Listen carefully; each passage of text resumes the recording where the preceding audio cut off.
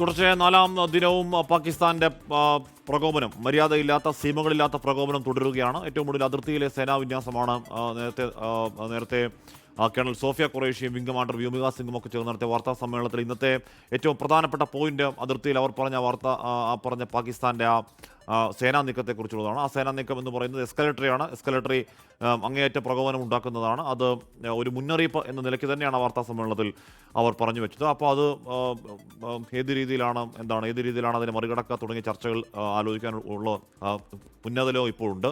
5:30 ഒരു സംയുക്ത വാർത്താ സമ്മേളനം എന്നും കേൾക്കുന്നുണ്ട്. അച്യുതൻ വിവരങ്ങൾ വെച്ചിരുന്നു. അച്യുതൻ, അങ്ങനെയാണെങ്കിൽ ഇന്നത്തെ രണ്ടാമത്തെ വാർത്താ സമ്മേളനമാണ്. അതിൽ ഏറ്റവും പ്രധാനപ്പെട്ട ചില കാര്യങ്ങൾ പറയാനുണ്ടാവില്ലേ അച്യുതൻ? ഹാഷ്മി, തീർച്ചയായിട്ടും 5:30 അത്തരത്തിലൊരു സംയുക്ത വാർത്താ സമ്മേളനം സംബന്ധിച്ച് ചില വിവരങ്ങൾ ലഭിക്കുന്നുണ്ട്. അങ്ങനെയുണ്ടെങ്കിൽ അടുത്ത നീക്കവുമായി ബന്ധപ്പെട്ടുള്ള സൈനിക നീക്കവുമായി ബന്ധപ്പെട്ടുള്ള കാര്യങ്ങൾ വിശദീകരിക്കും. ഒപ്പം തന്നെ രാവിലെ വാർത്താ സമ്മേളനം അവസാനിപ്പിച്ച് ഈ വൈകിട്ട് 5 മണിവരെ ഉണ്ടായ സ്ഥിതിവിശേഷങ്ങളായിരിക്കും ഇതുമായി ബന്ധപ്പെട്ട വിശദീകരിക്കുക. ഞാനിപ്പോൾ നിൽക്കുന്നത്, ഹാഷ്മിക്ക് ദൃശ്യങ്ങളിൽ കാണാൻ കഴിയും, ഞാനിപ്പോൾ നിൽക്കുന്നത് നമ്മുടെ പ്രതിരോധ മന്ത്രാലയത്തിൻ്റെ മുൻപിലാണ്. എൻ്റെ വലതുഭാഗത്ത് ഈ പ്രതിരോധ മന്ത്രാലയം, തൊട്ടുപുറകിലായി, ഈ ക്യാമറയുടെ തൊട്ടുപുറകിലായുള്ളത് ആഭ്യന്തര മന്ത്രാലയവുമാണ്. അതായത് ഈ ഓപ്പറേഷൻ സിന്ദൂറുമായി ബന്ധപ്പെട്ടിട്ടുള്ള നിർണായകമായിട്ടുള്ള തീരുമാനങ്ങളുടെ ഉത്ഭവം എന്ന് തന്നെ പറയാം ഈ രണ്ട് മന്ത്രാലയവും. ഇത് കേന്ദ്രീകരിച്ചിട്ടാണ് നിർണായകമായിട്ടുള്ള കൂടിക്കാഴ്ചകൾ ഒക്കെ നടക്കുന്നത്. പ്രതിരോധ മന്ത്രാലയം കേന്ദ്രീകരിച്ച ദിനം പ്രതി ഓരോ നിർണായകമായിട്ടുള്ള കൂടിക്കാഴ്ചകൾ നടക്കുന്നു.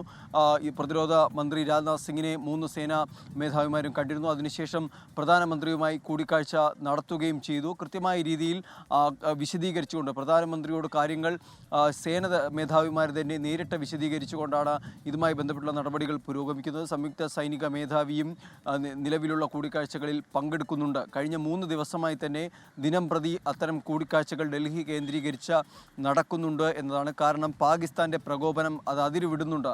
അത് നേരത്തെ തന്നെ അതിരുവിട്ടിരുന്നു. പക്ഷേ കൂടുതൽ പ്രകോപനത്തിലേക്ക് പാകിസ്ഥാൻ കടക്കുന്നു എന്നത് ഇന്ന് രാവിലത്തെ വാർത്താ സമ്മേളനത്തിൽ കേണൽ സോഫിയ ഖുറൈഷി വ്യക്തമാക്കി. കാരണം അതിർത്തിയിൽ പാകിസ്ഥാൻ സേനയുടെ വിന്യാസം അത് വർദ്ധിപ്പിക്കുന്നുണ്ട്. ചില മാറ്റങ്ങൾ ആ മേഖലയിൽ ഉണ്ടാകുന്നുണ്ട്. അപ്പോൾ അത് കൂടുതൽ പ്രകോപനത്തിനായി ഒരുങ്ങുന്നതിൻ്റെ സൂചനകളാണ് എന്ന് കൃത്യമായി തന്നെ സേന തിരിച്ചറിയുന്നു. അതുകൊണ്ട് തന്നെ ഇനിയുള്ള നടപടികൾ ഒരു പക്ഷേ അത് പാകിസ്ഥാന് താങ്ങാൻ കഴിയാത്ത രീതിയിലുള്ള തിരിച്ചടികളായിരിക്കും ഇനിയുള്ള മണിക്കൂറിൽ ഇന്ത്യയുടെ ഭാഗത്തുനിന്നുണ്ടാവുക. പക്ഷേ യാതൊരു പ്രകോപനവും ഇന്ത്യയായിട്ട് സൃഷ്ടിക്കാൻ ഒരുങ്ങുന്നില്ല. തുടർച്ചയായി പാകിസ്ഥാൻ അത്തരമൊരു പ്രകോപനം സൃഷ്ടിക്കുന്ന സാഹചര്യത്തിലാണ് ഇന്ത്യയുടെ തിരിച്ചടി. എന്തായാലും നിർണായകമായിട്ടുള്ള യോഗങ്ങൾ, ആ യോഗങ്ങൾ ചേരുന്ന നിർണായകമായിട്ടുള്ള സ്ഥലം, അവിടെയാണ് ഇപ്പോൾ ഞാൻ നിൽക്കുന്നത്. എന്തായാലും ഇനിയുള്ള മണിക്കൂറിലും നിർണായകമായിട്ടുള്ള യോഗങ്ങൾക്ക് വേദിയാകുന്ന ഇടമാണ് ഡൽഹി.